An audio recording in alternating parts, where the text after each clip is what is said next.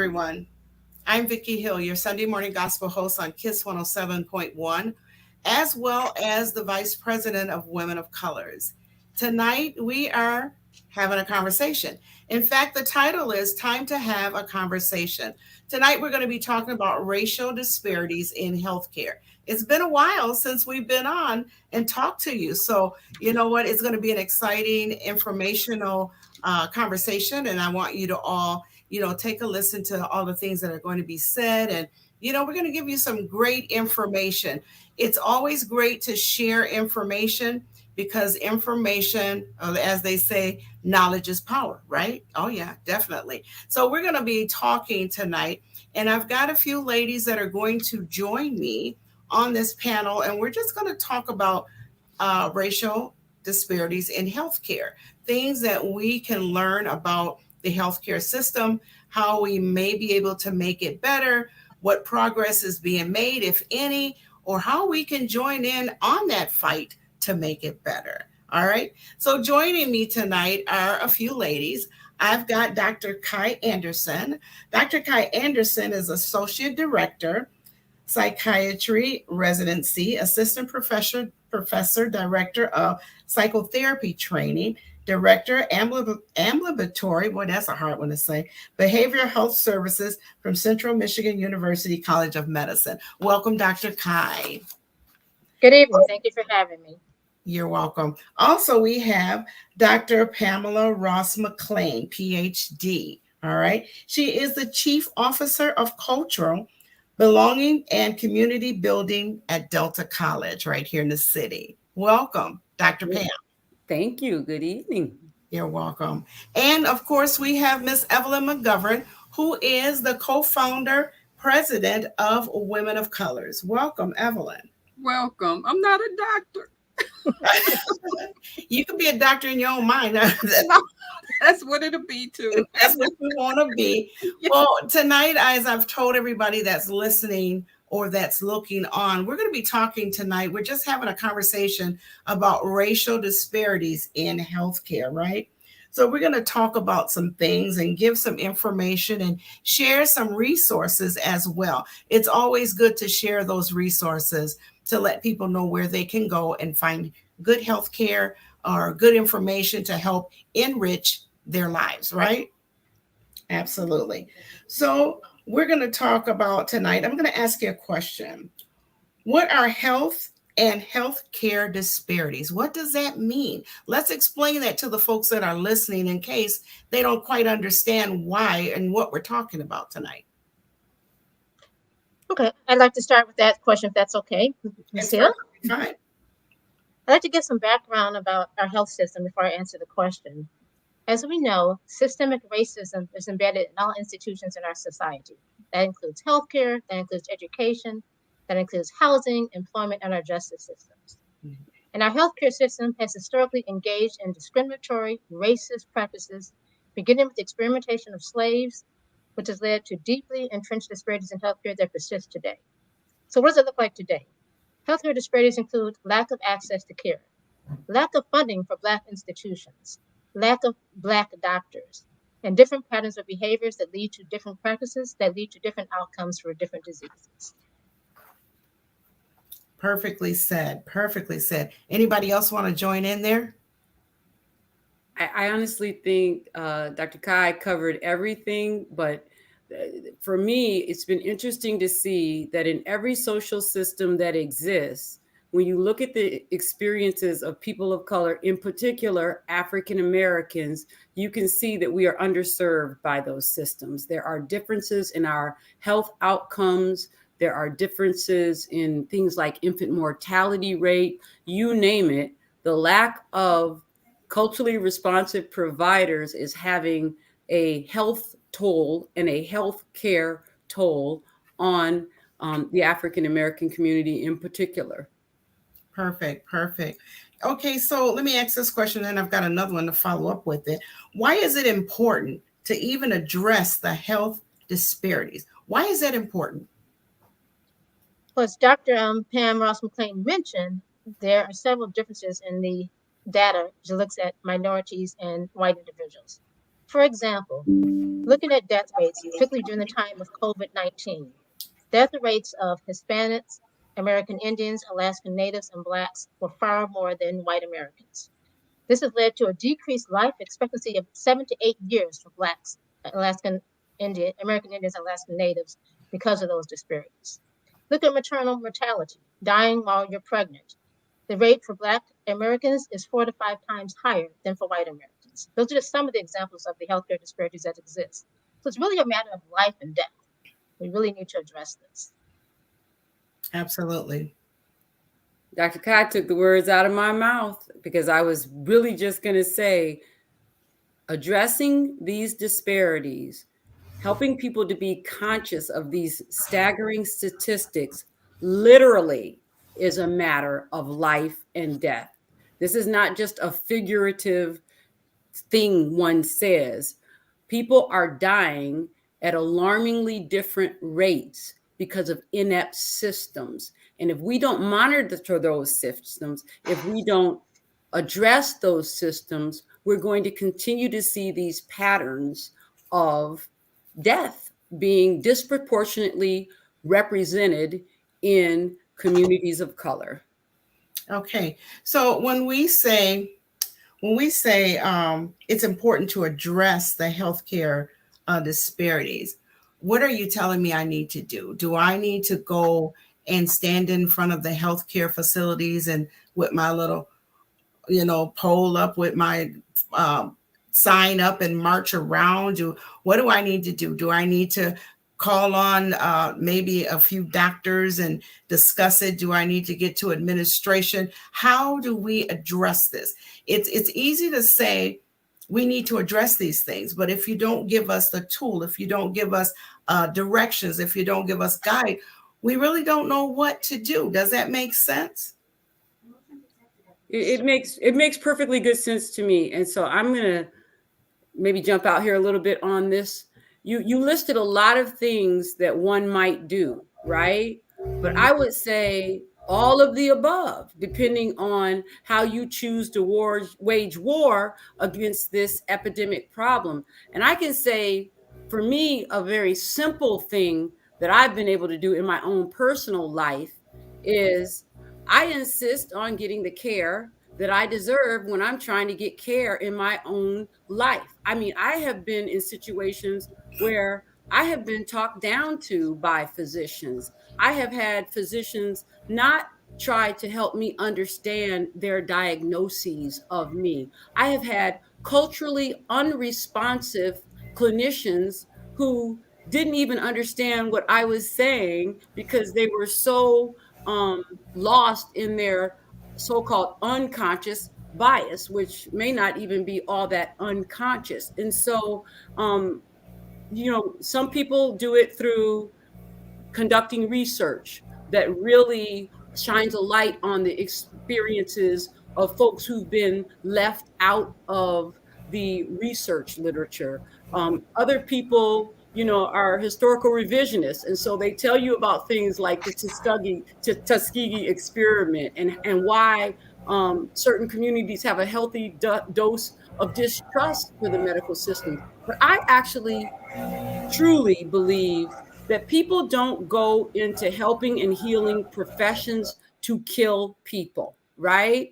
And so I like to think that we can partner with the health professions so that we can help educate them from our own cultural vantage point using the data that is hidden in plain sight and say, we need to help you find a solution to this problem. That was good, Dr. Pam. It kind of, when you talked about your own witness of maybe your physicians, I thought about mine because sometimes there's office and, when she would walk in, she'd say two things and out she was ready to go. And I would stop her. I'm like, hello, where you going?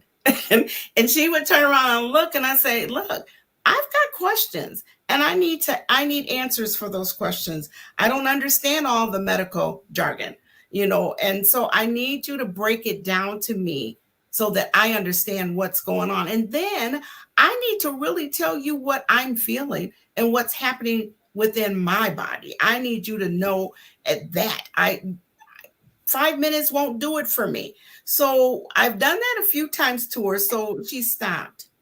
Now she knows me, and she'll stand there and she'll say, you got any more questions? Well, absolutely I do. Because see, when I walk in, I know I've got to pay you that doctor's fee, that office fee for coming in there. So I have a list of things that I need to talk about. And I want answers to those things, or at least try to help me find some answers. Don't just tell me, okay, well, it's going to be all right. No, no, I need to know more. So we have to be our own advocate for our own health, right? Right. Absolutely. Definitely. And I would like to say that it's not, your white coat doesn't protect you. There were several physicians during the height of the COVID pandemic that died because they did not receive adequate care because of the color of their skin. There was a large Facebook following for Dr. Susan Moore, who actually was not able to get care that she needed as a physician at a well-respected facility, who died. So again, these unconscious or conscious biases don't discriminate regardless of your occupation, the socioeconomic level. It's just based on systemic and structural racism that contributes to these disparate outcomes. Absolutely, absolutely. Wow. Yeah, that was going to be my next question too. But I do have a question to kind of change the subject a little bit. Uh, I would like Dr. Pam to share a little bit about the racial disparity in behavioral health grant that women of colors received um, in 2021, and we finished up last year. We received a $200,000 grant from the Michigan Health Endowment Fund to determine why African Americans are less likely to receive health care in behavioral health than any other population. And so, So Doc, go ahead. I'll give a high level synopsis of it. So um, when Evelyn approached me and told me that women of colors had been awarded this grant to figure out what was going on in the African American community that might present barriers to why people who could go back to follow up care after an emergency visit weren't following through, we set off on quite a journey, right? And so, what we were actually doing is what academics would call community based participatory research. And it's a really dynamic way of doing research where you enlist the folk who you are studying to partner with you to guide the research so that you can elevate their voices. You can empower them with the tools of how to do research, and you can honor the fact that this high research that we've been doing is not coming up with the right answers, with the right solutions. People don't trust um, sometimes researchers to be forthright about their lived experiences. So we actually took a somewhat of a phenomenological approach, meaning that we sought out African Americans who had lived experiences with the behavioral health care experience, with the behavioral health care system. We used several strategies to capture their data. We did a survey. We did one-on-one interviews. We did listening sessions, and we found some really compelling findings about what they were experiencing that caused them not to go back. And sometimes it was just not having providers that they could relate to. It was the stigma that was attached to needing help. It was just a poor treatment experience. It was over prescription. They felt like folks just wanted to shove drugs at them. And so there were all of these, but then there was also this sense that sometimes there were some unseen, findings. Like some people said, I hold myself accountable because, rather than seek the care I need, I just leaned on the Lord. You know what I mean? Because it was just too much for me to go back to a system where I'm being doubly oppressed by the system and the needs that I need to have filled. So for me, this was an inciting project because It allowed women of colors to mobilize multiple stakeholders to be the foot soldiers for really going out into our community and figuring out what's going on so that we can share that with others. And then in the next phase, not just talk about it, but think about what we can do about it.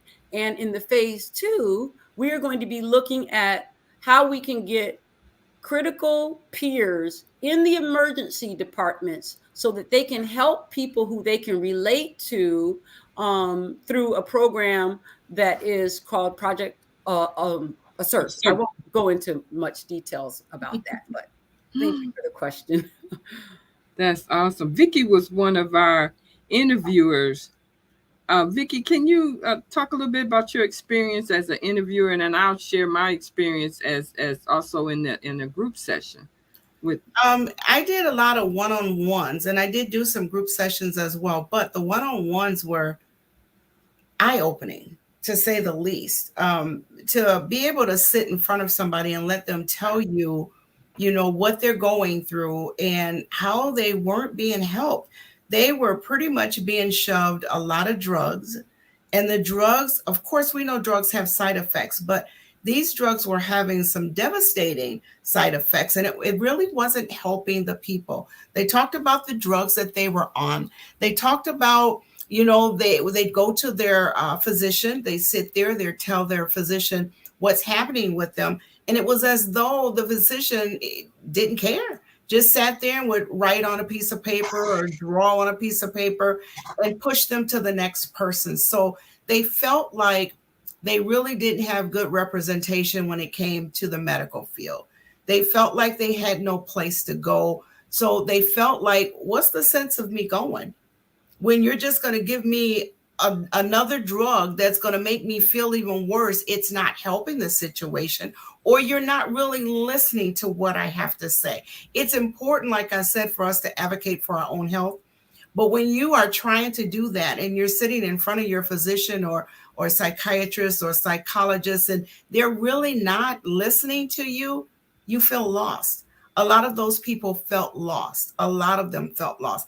I felt bad for them because they were people crying out for help and they couldn't seem to find that help. So a lot of times they would sit in front of me and they would cry. They would sit in front of me and they would tell me about their symptoms. Some sat in front of me and told me that they just wanted to end it all. They just didn't want to go on living anymore because they couldn't find the help that they needed. Wow. It was eye-opening and devastating, and it was really hard to listen to. It really was. Mm-hmm. It was hard to keep your composure and not cry along with that person because you felt so bad for them and you just felt their pain. You felt their pain. And you were doing one-on-ones, and I was in the group sessions with 6 or 7 people. And then when you hear all of their individual stories, and they were so happy that we were there listening, and we were people that looked like them, that we were really empathetic to what they were saying. And what I realized most of all is a lot of the barriers that they're struggling with, they're generational. This is something that just didn't happen yesterday, last year, 5 years ago. This has been generations of pain, and it's continuing. And I thought I was a strong woman. I've been through a lot, heard a lot, seen a lot. But that right there, that broke me. That really was an eye opener. Words cannot express. And I'm sorry, go ahead, Ms. No, go ahead, Dr. Kai. And I am so grateful for the feedback, because as a provider and as an educator that trains providers, we want to know what we can do to really connect with our patients. And so this was very eye-opening for our residents. We presented at our residency conference for them to really understand that we really need to make sure that our practices are culturally responsive to the community that we're serving. We have to, I'm a firm believer in listening to our patients and listening to their lived experiences. And that's the only way that we're going to be able to provide the care that they need. I'm sorry. Right. No, I'm sorry. And Dr. Kai, a lot of the people, the patients, the people that we were talking to felt like the people sitting in front of them that were supposed to be helping them were just sitting there for a paycheck. They didn't care about them at all. But can I just add on here? Because whenever people use the word systemic and structural racism, I don't want to sound like I'm bashing people who are in those systems, but I do think that they have to own the fact that they're agents in those systems that are marred by racism. So if you're not anti-racism, doing something about it, then you are a part of the problem. And I want to give you just a simple example of this, right? So structural and maybe even systemic, I kind of see it as structural. I'm supposed to have a physical soon, and I have put on some weight, and I know it. And my doctor is going to get out a chart that was not made for African American women.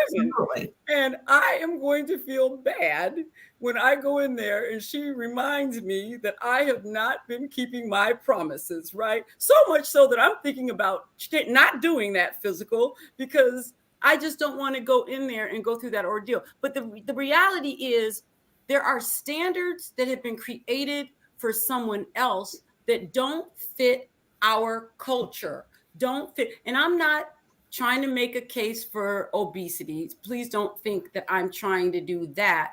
But when people are overlaying a standard on you that is inappropriate for your culture, for your group, that then does not give you the responsive care, the culturally responsive care that is customized to your individual needs. And so that's just one small example, but it's just disheartening when you see the devastating outcomes of that mismatch between providers and the clients. And I agree 100%, Dr. Pam. And in fact, we are looking at that as physicians, and we're actually rallying against using those standardized measures, whether it's BMI, whether it's pulmonary function test, whether it's the test we use to establish kidney function. They're all based on norms that are not culturally specific. So we definitely need to do a better job at treating each patient as an individual with individual problems. And I hope with continued education that we can continue to change our institutions. Mm-hmm. So as you were saying, Dr. Kai, it's not the socioeconomic, it's not the socioeconomics that's causing the barriers. This is just, it's just the racism is just, that's basically it. It has to be. If you think about it, I was very surprised to see that your life expectancy is based on where you live. Right. I looked at my zip code where I live. I looked at individuals that live in Saginaw. I'm going to live 8 years longer from where I live now, but based on where I lived when I grew up, I'm going to live 15 years longer. This is based on my life expectancy according to the charts, based on my zip code, and that is abhorrent. That your life expectancy is based on your zip code, and that is because of the structural institutions that lead to disparities in all areas of our life: where we sleep, what kind of foods we eat, what kind of air we breathe, access to parks, access to good health care, access to education. All those things affect our life. So, as you said, we really have to look at the structures that we take for granted that we need to kind of work on overcoming. And how do we address it? As Vicki mentioned, as patients, you demand good care. As educators, you work on changing institutions. And as individuals, you work on changing the laws that contribute to these disparate outcomes. And not only demand good care, we deserve good care, right? Right. Definitely. Right. Everyone does. Everyone. No one should be excluded.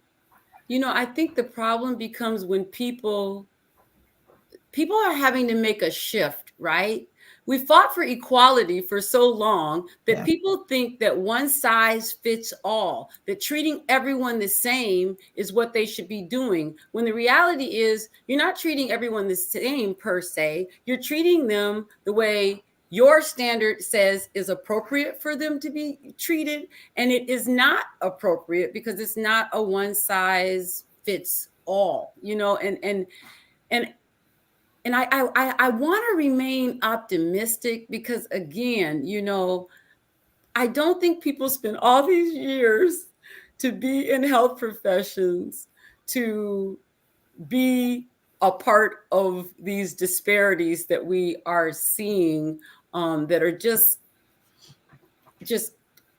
mind-boggling at times. And Evelyn, you raised the question of race and socioeconomics, and I think that so often they run neck and neck that people can't disaggregate the two, right? And so they just assume that it's not it. How do I want to say?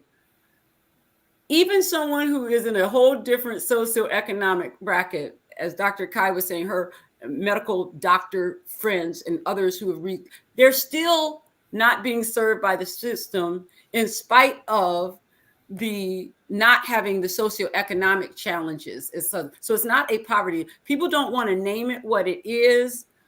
It is racism. And that's the ugly thing that we want to feel like we're moving away from, but we're still entrenched in it in ways that has just morphed and evolved in modern day times. And that's why I think our generation does have to take up that work of dismantling systems of racism.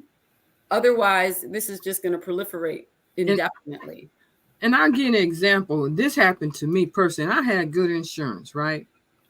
Went into the hospital, the emergency room, and was looking for service. I was in excruciating pain. I could barely stand up. And I asked the attendant to just find me somewhere to just lay down until they could see me. They didn't have to see me until they, a physician was available. But they told me to go lay on the floor. And that did it for me. That did it. He didn't even see my insurance or anything. That didn't even matter. Just me walking in the door was enough to just tell me lay on the floor. I am so sorry that happened to you. Yeah. That beyond, hurt. That is beyond. That's something I'll never ever forget when I go to it. ED. And as you said, you will never ever forget that. So that's going to color how you interact with health professionals henceforth. That's going to erode that trust that you have in your health profession. That's something that we have to really work hard to change. Unfortunately, as Dr. Pam said, these unconscious and conscious thoughts are there, and we have to actively work at helping people to become anti-racist. And they've done studies recently looking at white medical students, and they have these beliefs that blacks can endure more pain, that they're not as smart as whites, and all these beliefs that their skull sizes are smaller, and thus the brains are smaller. All these beliefs that are still existing today that should have been discarded years ago.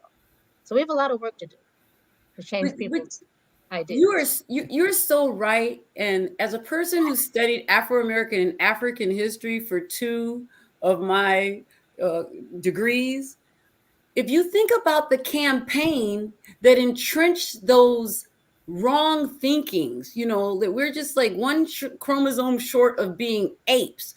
I mean, do we think that stuff is not going to be in their psyches, is not going to be in their conscious or unconscious way of processing others? We have to really dismantle that wrong thinking that just has not been challenged. I'm an educator by profession. And one of the things I notice is that my students who had maybe never had an experience, a real relationship with an African-American person, knew all the stereotypes about our ability to learn, think, excel, our tendencies to buy. So where is that coming from if you haven't even had an opportunity to engage with another human being that happens to be different from you because of their race? So this work that we have to do to dislodge it there were multiple forces conspiring to entrench those awful belief systems to justify enslaving Africans. So we've got work to do to unslave, to unshackle those wrong thoughts. I know what women of colors can do is what we're doing right now, is having these conversations, and just hope and pray we have some providers that's listening this evening that can share some of this information. And it would be great if some of those providers can have a listening session and hear some of their clients and how they truly feel. And going back to what you said, Evelyn, the way you were treated when you went into the ER. Now, the average person that goes, and you're an average person, I'm not saying you're not, No, but I to walk into a facility, into the emergency room, and you're treated like that, first of all, it's definitely going to affect your trust as far as, you know, going to a place where you are supposed to go to get help and you're treated in this manner. That's going to be a barrier, don't you think? That's definitely a barrier. So the next time they're going to say, well, I'm not going down there. They're not going to do anything anyway. They're going to tell me to go lay on the floor. They're not going to help me. They're going to treat me bad. So therefore, that's going to affect that person's health, because that person is not going to be able to get the help that they need. Therefore, whatever medical condition is going on in their life is going to continue. It's going to get worse because they've lost the trust in the medical professionals. Am I right?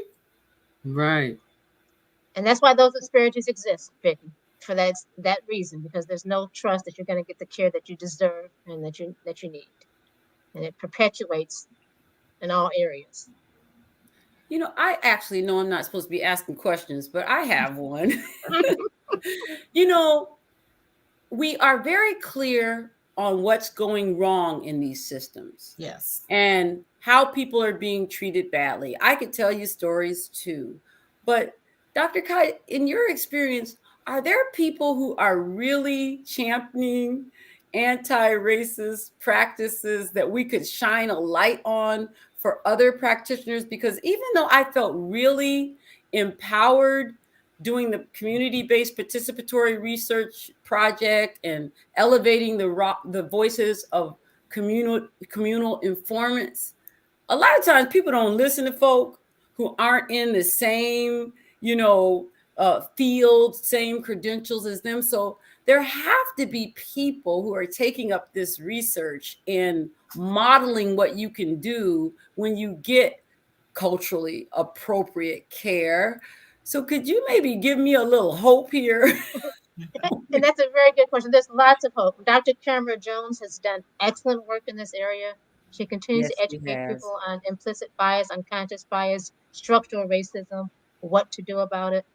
To give a shout out to my institution at CMU. I've done several lectures for the faculty, for the community on dismantling racism, and they're a strong supporter of continuing to allow me to do that.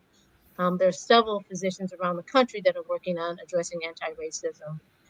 So we are definitely cognizant of the need to address it and actively working to address it. I think it's even more important to do it now, given the climate in which we are facing right now, and the determination to decrease the talk about anti-racism. And I think we have to really make our voices heard even louder now. Go ahead, Dr. Pam. No, I was just saying thank you because I know the pandemic just magnified everything. It just really let us see things that were already there, but even on a larger scale. So thank you for that encouragement that there is lots of good work underway. So in fact, Michigan Public Health Institute is sponsoring a training on trauma, and I'm doing a training on culture-specific trauma in Marquette on Monday. So there's definitely people that are encouraging to awesome. This. So Dr. Pam, I want to answer that question too as an average person. I want to answer that question. So me as an average person, the way I could manage that is speak up and speak out. And just like at that incident at the ED, I complained and I let the powers that be, I let them know what happened. I wasn't quiet about it. And we have to speak up, even if it's not the individual that's going through that experience. Someone that witnessed it could very well do the same thing. We need to help each other, as well as ourselves. What if the people don't know how to speak up? Should we have we've got a great platform right here, right? So we're speaking to people on 5 different radio stations and on Facebook as well. So we're getting the word out there, but not everybody has the technology, right? So what should we do? Should we have maybe should we have a workshop and educate the people that are sitting there and teach them how to speak up?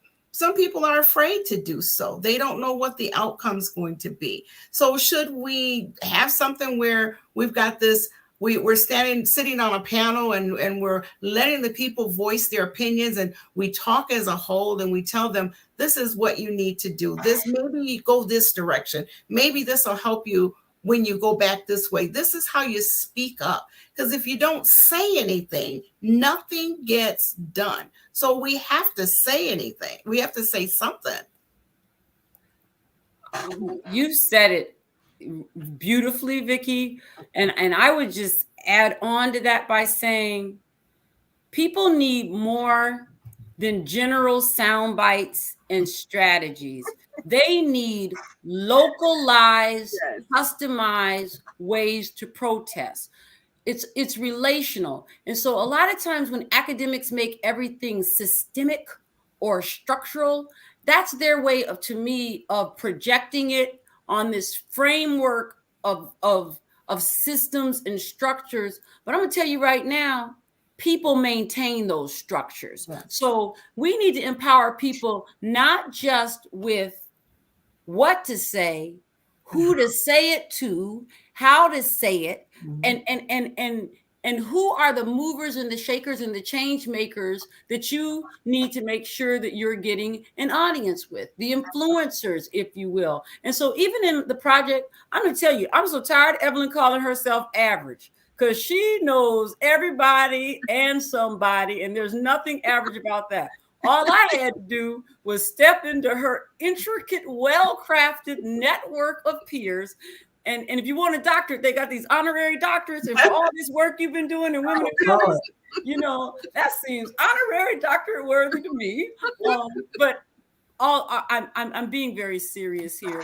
It takes people connecting people to the people who created and sustain these systems to help rethink and reform these systems. And so I love what you're saying. Yes, we do need to be, just like they taught them how not to get killed while they were doing nonviolence protests during the civil rights movement.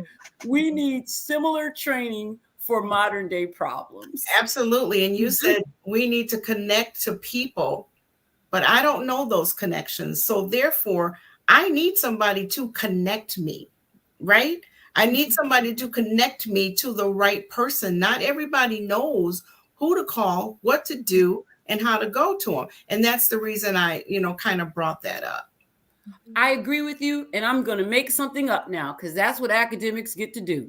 You know how they talk about asset mapping so that our communities aren't painted in these broad strokes of just being devoid of any assets?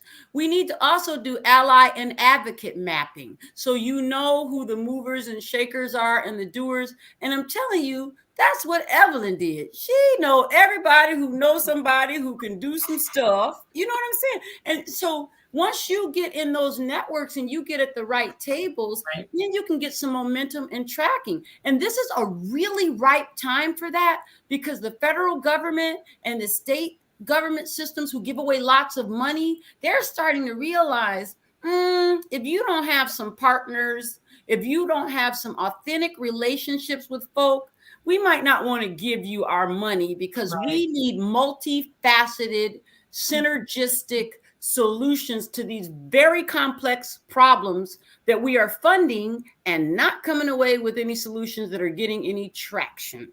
Right. And Women of Colors has those resources, those connections to make these projects happen. Wow, that's awesome. That's a compliment. Yes. And you know what's even sweeter? Is all of us are members of Women of Colors. Yes. So very true. So very true. That's awesome. Yeah. Wow. So my next question is, what is the most significant health barrier for minorities? What do you think? Health barrier. Mm-hmm. I would think that one of the primary ones is lack of access to good care. Absolutely. to care where you feel you are valued, you are heard, you are respected. And I Absolutely. think once we figure out the best way to provide that, we will make a dent in these healthcare disparities. So, Dr. Kai, now I'm finding that they have more assistants, physician assistants, more so than you see a doctor. Yeah. Is there a reason? What's going on with that? Is a shortage of doctors, or what's going on? Can you help us with that? There's a shortage of physicians, and it's projected to be even more of a shortage as the population continues to age. And in Oh, particular, there is a shortage of physicians in rural areas. So that is why you may see more advanced practitioners, whether it's a physician assistant or a nurse practitioner. And that's why it is vital to ensure that we're educating everyone in the healthcare field regarding these healthcare disparities and what can be done to overcome them. Now, does that healthcare assistant physician know as much as my doctor? Because I had a doctor's appointment just this past week, and I canceled it because I couldn't get there. But I rescheduled it, and she said, would you like to see the assistant practitioner?" And I kindly said, "No, I want to see my doctor." So I work with some wonderful advanced nurse practitioners and physician assistants, and I think that they are very valuable and invaluable to the field of medicine. But their training is different. We receive extensive training in providing care for patients. Their training is not as extensive as ours, so our knowledge bases are different, which is why in most states, for nurse practitioners, they're required to be supervised by a physician. Okay. So I think that at any point, if you feel as if the care you're getting is not what you should be getting, you have the right to ask to see a different provider with different training. so you would have to see a different provider instead of the physician that the assistant is training under. No, you could ask to see the physician that the Oh, nurse okay. practitioner is working with, or the physician assistant is working with, if you feel that the care that they're providing is not based on the appropriate standards. I just And felt like my doctor knew me. And I mhm, just felt like I was more comfortable because I've been seeing her for the longest. She knows my chart. She knows I'm going to make her stay there until she answers all my questions and help me understand. And this other person that's coming in, I don't feel like they know me. They're just looking at my chart. And then that also brings up the question in my mind, as a African American woman, should I seek out someone who looks like me? Will I get better care? Will I get different care? First of all, they're definitely going to understand me because we have similar situations. You know what I mean? Does that make sense? yes. And in fact, the research, Pam talks about no research and lived experiences, but research does substantiate what we kind of know, that if individuals have similar experiences, if they understand your life, they may relate to you better, and they may be able to provide care that is more targeted towards your individual needs. Looking at Black men, when they're treated by Black male physicians, their ability to do better is markedly improved because of those lived experiences and those similarities. And in fact, in psychiatry, the most important predictor of whether or not a patient is going to be successful is how much they bond with their provider.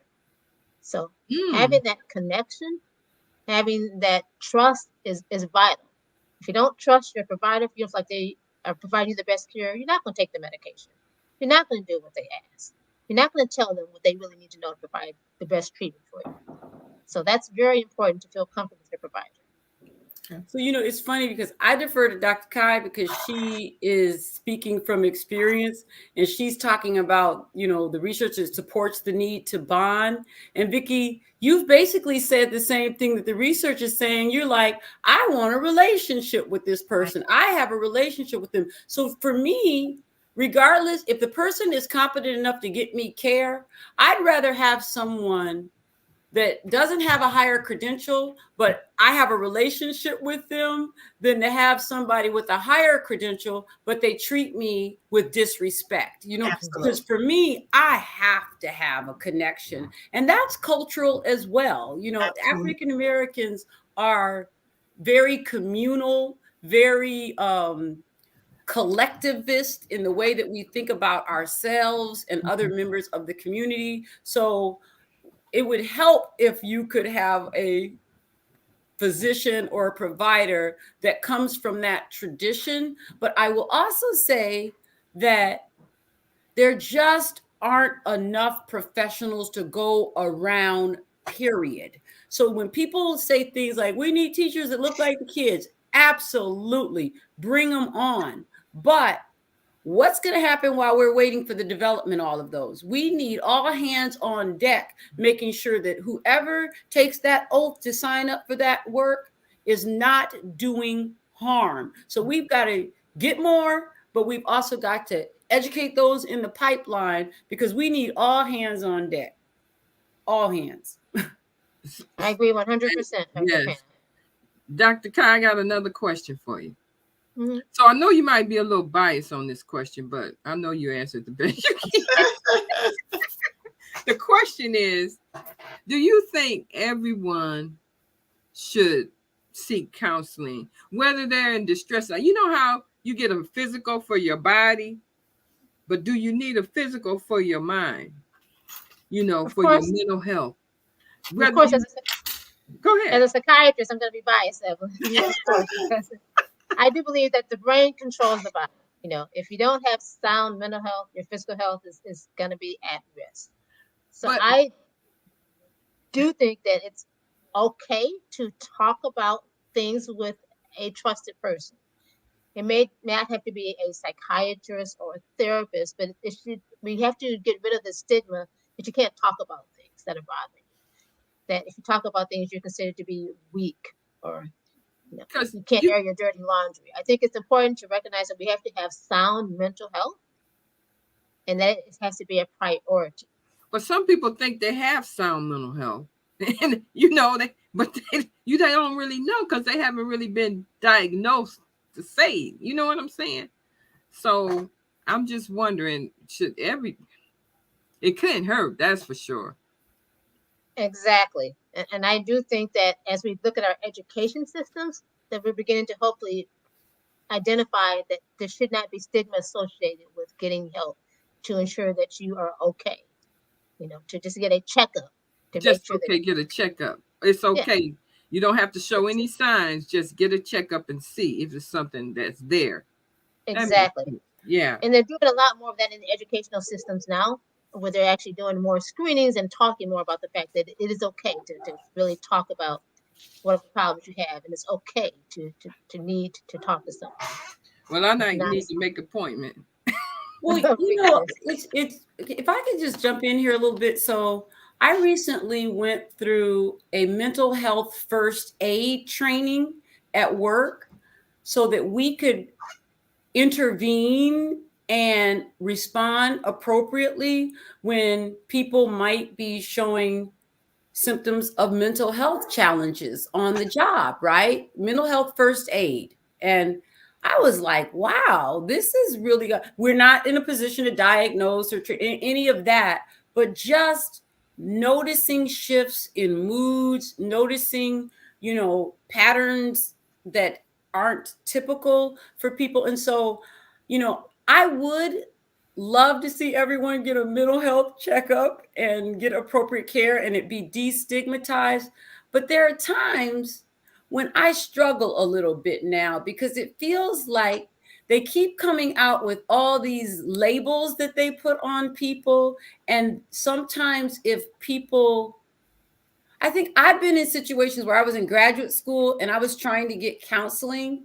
And if a person can't hear me and they're just going to a little book in the back of their room to tell me what's wrong with me, that could have me misdiagnosed and adopting a mental health challenge that's not even really a mental health challenge for me. And so I struggle with making sure the diagnoses are appropriate, because people really understand what people who they're not accustomed to talking about are communicating. And so, I mean, even with I'm much more agile in the public school space, but when you tell kids that this one has this and that one has that, you know, they become that label and they're not humanized or seen holistically. And sometimes I think that that can box folks into stuff that isn't even the right box for them, and or coupled with a treatment plan or an intervention that can help them thrive in spite of something that folk have sort of categorized them as. I'm struggling with words here, but I agree with what you're saying. Mental health is something that we all need to be thinking about, and we do not need to be ashamed about taking care of our mental health. But I worry sometimes that people are over diagnosing for profit. You know what I mean? And that to me is also troubling. Mm. Mm. And that is also very important because we do know that there are different diagnoses that may be given to Black patients at higher rates than white patients. For example, everyone that hears voices does not have schizophrenia. No, it could be due to trauma. It could be due to depression. It could be due to lots of things. But the studies have shown that Blacks are diagnosed with schizophrenia at higher rates than other individuals because of them not understanding what that person is talking about.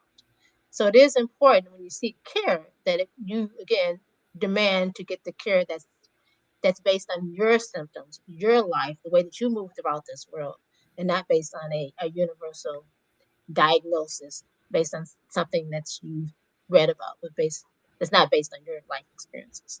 So you have to challenge your clinicians if you feel the Thank you. diagnosis is inaccurate. You should feel comfortable doing that.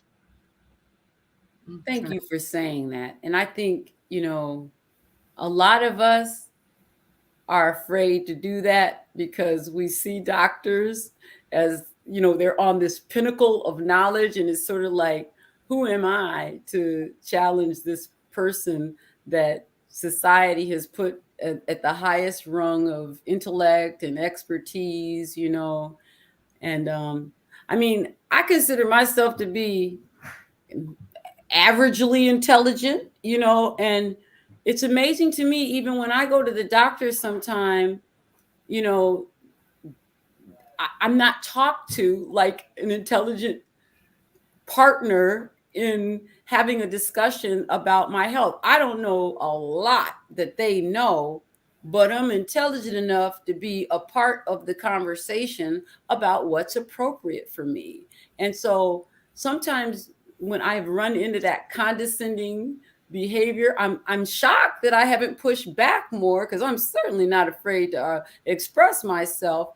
But there is a power dynamic there that I can imagine silences a lot of people because they just, as Vicky said earlier, don't have the tools to effectively communicate their concerns. And so I think we can all take a page from Vicky, because her doctor already knows I got to book an hour for her if she's coming. I'm just playing with you. But I'm not mad at you. You are paying, you deserve to get the treatment that you deserve. Absolutely. And I feel like you need to take the time to help me understand what you're telling me. I mean, when you look at, okay, so all of the tests that we do now, for me, it goes into my chart, right? I am one that's going to look at every single thing on my chart. I look at all of it. Well, I don't understand all of those little codes and what the range means. I need to know. I need to know if I'm in trouble, if I'm headed for trouble, if I'm good. You need to explain that to me. And that's just the way I feel. That's the way I have to advocate for my own health, because nobody else is going to do this. It has to be me, because it's my health. So I need to know, okay, just like I said, when I look down my bilirubin, when I look down all my comprehensive, when I look down all that other stuff that's in my chart there on that little app, I got questions. I need answers. You need to help me understand, because I didn't go to school to be a doctor. I don't know the knowledge that Dr. Kai Anderson has or any other of the physicians. I need to know what's going on with me. Do I need to change something? Do I need to eat better? Do I need to eat more fruit because fruit don't like meat? Do I need to drink water? It doesn't. Do I need to drink more water? What is it that I need to do? But you need to tell me, help me understand where I might not understand. I'm not asking for unreasonable things.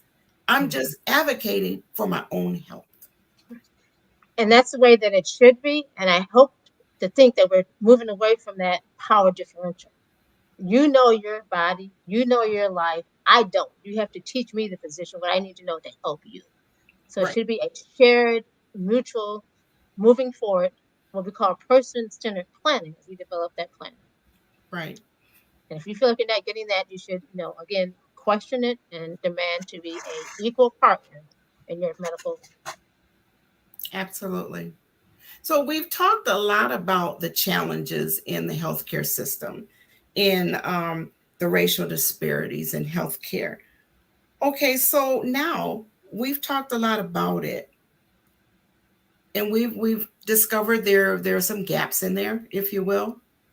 What are we to do about it? How should we be? What should we be doing other than talking, also to reduce and eliminate the health disparities? What should we be doing? I think we should be demanding that laws are changed, that legislation is enacted to make sure that everyone has access to health care, to make sure that individuals are not cut off of health care. With the whole Medicaid changes, a lot of individuals are being cut off Medicaid because they may not understand what they have to do to be reevaluated for Medicaid. We need to make it easier to access insurance, that you can have access to care. We need to also demand that the government provides funds to areas that don't have physicians, to encourage physicians to come to that area. And that's something that we do here in Michigan, where we encourage individuals to stay in this area and give them additional stipends if they stay in Michigan and practice in rural areas. So we need more programs like that. Absolutely, because I've learned there's a lot of people who don't even have health care insurance, right?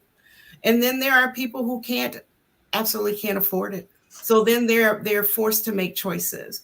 Do I eat today, or do I try to seek out a doctor? Do I take my medication? Can I afford to get my medication?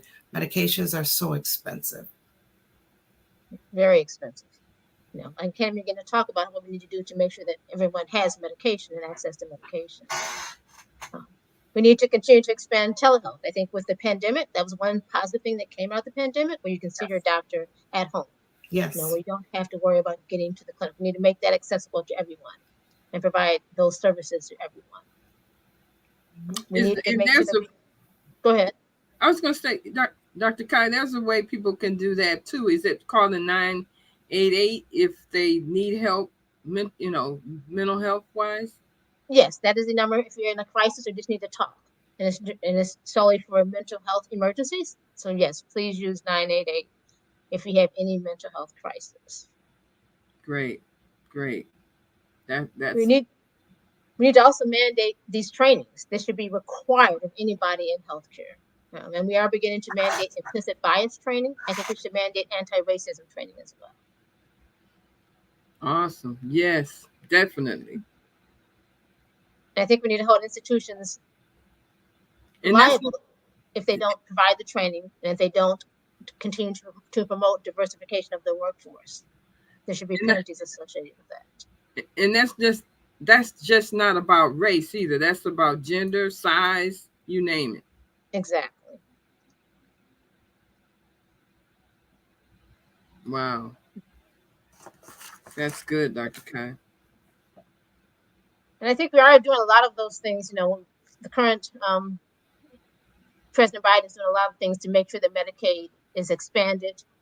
We've expanded the amount of care provided to women when they're pregnant. I think it's up to 12 months now in many states. So we're really moving in certain areas to really address some of these healthcare disparities. So it's not all negative news. We are definitely working to address some of these. We just have a lot more work to do. Okay. So, I just want to add on, because Dr. Kai has really answered this beautifully. And when I think about some of the work that Women of Colors has done with the information campaigns disparities have been hidden in plain sight for a really long time, right? And so let's be real. The average person does not read research reports that tell them about how Black folks are faring in systems. I know parents don't know how our school systems are doing and how our kids are often left behind, not up to where they should be. There are clearly these disparities that exist when you compare them to their peers in other ethnic groups or socioeconomic brackets. And so I think the more that we shine a light on these disparities and help people to understand that they are telling a story, as we said earlier, that is a matter of life and death, then people will start to feel the urgency to do something about it. You shouldn't have to be a statistic or a victim to care about these issues. And so, I mean, I don't know that there's any one way for us to advocate or protest. There are multiple ways that we can do that, but just getting people the right information about what these disparities are communicating, and communicating these staggering statistics in ways that people can actually wrap their brain around the toll that it's taking on their community, I think that's a huge catalyst for change. Mm, that's awesome. Wow. That is awesome. So I want to ask another question too. So does good insurance assure good service or equal treatment? It doesn't ensure it. As I mentioned, individuals that are physicians that receive poor care. So it definitely does not ensure it. I would say it may provide you with access to services based on your insurance that other people may not have, but it definitely does not ensure equitable treatment, because we all live in this society that's been impacted by these issues associated with racism. And as Dr. Pam mentioned, most doctors don't intentionally plan to harm individuals, but because we all live in this society, we have implicit and unconscious biases that affect how we provide care. Okay. Thank you. Thank you. So with continuing education, we can hopefully make sure that the care is equitable Okay. for everybody, regardless of your insurance. So are physicians learning more about DEI and all of that? Do you know in regards to what we're talking about? As Dr. Pam mentioned, she can speak to this in her role, but this is a good time to address DEI issues, because with the confluence of the pandemic, the deaths that we saw with George Floyd on TV, the whole nation had to deal with racism. Right. Right. So, So so if oh, I'm sorry, I didn't so mean this is a good time to address it, especially in view of the forces that are pushing back against it right now. So Go ahead, Dr. Dr. Pam, that's more in your wheelhouse. So So actually, yeah, I was just going to add on that this is a time that is ripe with opportunities. And what I'm super excited about, even the grant that we recently co-authored to create a curriculum based on those standards for how to help people to become more anti-racist. It's almost like they're saying, give us your best ideas for how we can create learning experiences for people that can help them to become more culturally responsive. And so, the exciting thing about that is it doesn't have to be all textbooky. You know what I mean? It doesn't have to be all, oh, learn this definition, learn this new buzzword. We can actually knit in the lived experiences of people. We can actually, create simulations so people can role play and see what it feels like to have someone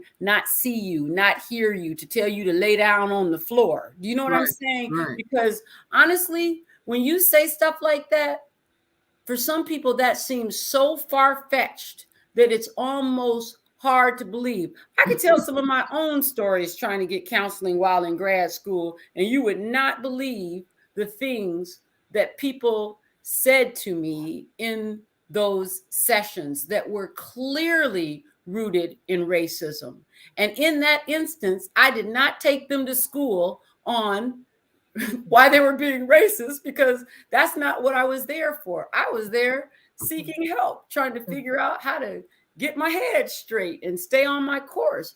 But it is just so essential that we honor everyone's potential contributions to addressing this. And that's why I'm gonna push back on you again when you call yourself average. You understand what I'm saying? Then it's like, that's the problem. These systems have everybody kind of seeing, like, they're built around the average. Do you know what I'm saying? But you are like a giant in helping to figure out the pulse of a community that you love, right? And that's what I learned from that community-based participatory research project. We have so many power brokers in our community that are untapped, because we've created these hierarchical structures that make some people feel big and some Yes. people feel small and some people feel average.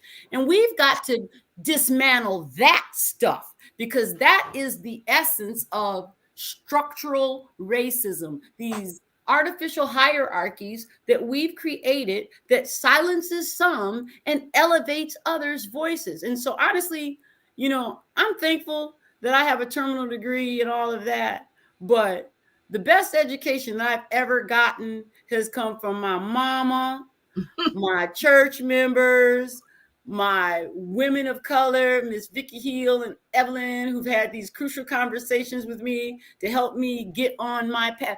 Everybody has the potential to educate somebody else. And that's what I learned a long time ago. Everybody I meet knows something I don't know.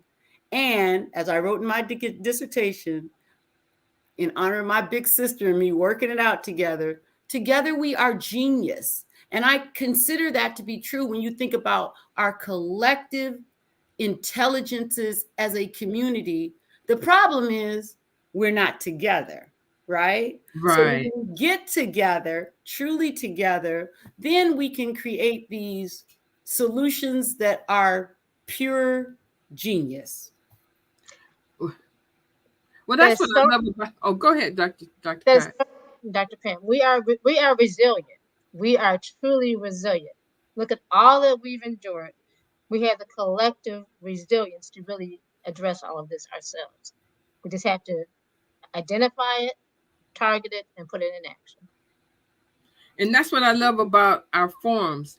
It's because we do have people that you normally don't hear from. We give them voices, and we hear lived experiences of all types of different enriched stories of their lives to help other people as well as themselves. So it's very important. I love these forums because we can be transparent. Yes. Yes. You're so true. Yeah. We have the answers. It's just a matter of, writing them down and deciding how to make them happen. And make them happen and share them. Yes, yes. Vicky, you kind of quiet over. I'm actually taking it all in. So, I mean, we've had a great discussion tonight, great discussion, talking about the racial disparities in healthcare. We've learned a lot. It's just, like I said, we don't know all the answers, but we're trying to find the answers. And also, we are trying to help others to understand and learn where they might find resources and where they might find the answers as well. It's important that everybody gets this knowledge. It's very important. And the only way we can get that knowledge is for someone to actually tell us what's going on, help us understand. And, like I said, not everyone, I think about the older generation, they're not tech savvy. You know what I mean? They're not tech savvy at all a lot of times. And sometimes I have my challenges. Not that I'm old. Let's put that out there. But it's just, they're just not tech savvy. So it comes a time where we can't say, well, go to the internet and Google. My doctor says stay off Google, because Google, Google tell you you're dying when you ain't anyway. So, but stay off Google. She tells me all the time. I said, sometimes I'll walk in, but Google said, she said, Vicki, I told you stay off Google. So I try, I stay off Google. But the older generation don't have the technology. They don't know how to work it. They don't know what to do. They need, a lot of times, they need somebody. They need a voice. They need somebody to be that voice for them. And I feel like we are that voice. We're trying to be, but there comes a time where we need to come together, and we need to sit there in front of each other and be that voice that way. We need to tell them how to do, because they may not understand how to do it, right? Right. Right. You're I right. think I think every clinic should have a listening session to take it from what you guys have done. It should be required. Yes, Listening that would session be on great. paper so we can understand, what we need to do better. That would be great. Absolutely. Absolutely. I Yes. mean, like I said earlier, we were talking a lot about the challenges of healthcare, the racial disparities in healthcare, and we're not bashing the medical profession. There are some good doctors out there, but yet there are some doctors that may need um, to do things a little bit different, to learn a little bit differently, you think about it. Our culture is different than other people's culture. You know what I mean? So you can't treat everybody the same. Everybody has something different in their culture. Right. And like I said, somebody that looks like me is going to understand me a whole lot better than somebody who may not look like me. The person that may not look like me is relying on that book sense, where somebody who looks like me knows, I should say, that gut sense. They know because they've been through it. You know what I mean? Does that make sense? It absolutely does make sense. But if I could just add in here, Yeah. to me, this is like a little thing in the right direction, but it's not a little thing at all. So as you know, I work at Delta College, and we have amazing health professions programs, right? And one of the things that our nursing program invested in was these, I'm going to get it wrong, but these life-size figures. I want to call them mannequins, and they are not mannequins for sure, but their students can practice on them, and they realize that they were all white. And so they have now got multicultural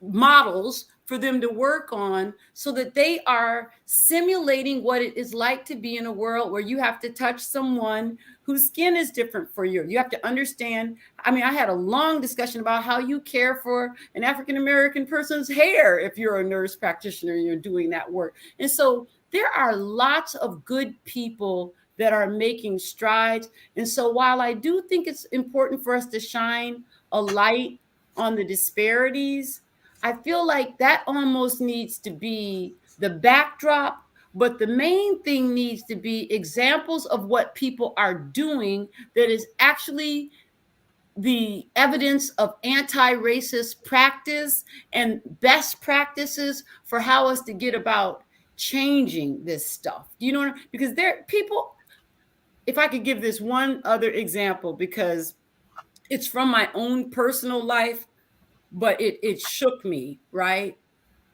I took a bunch of kids to one of my various field trips where they were out swimming. And one of my young men, who shouldn't have been in that pool because he didn't know really how to swim, almost drowned, right? They got him out of the pool, and the little teenage lifeguard could not administer CPR properly to him because she was so uncomfortable putting her mouth on an African American male's mouth. And if I did not have a Black male with me who knew how to administer CPR, I would have lost that child on that day. And it has just shook me forever to see that real example of someone who knew how to do something well. If she could have practiced it the way that she had been trained on a person who she was accustomed to having physical contact with. Do you understand what I'm saying? And Absolutely. so that example has just left an indelible imprint on me about how important it is for us to prepare all people who touch lives for all people. All people. Absolutely. I have to share something from my training. I trained several years ago, a long time ago, and my anatomy books, it was always white bodies. I never saw in my anatomy books a Black individual depicted in those books. And I came across an internet recently, and there's a individual that is producing a book of skin diseases on Black skin, and also producing an anatomy book with Black figures. And I just kind of took it for granted. I never even thought about it, never even questioned. Why do I not see Black bodies in my anatomy books? Why do I not see brown skin in my medical textbooks? So we just kind of take it for granted that this is the way that it is, and not recognizing how much that's affecting all of us in the system that we live in.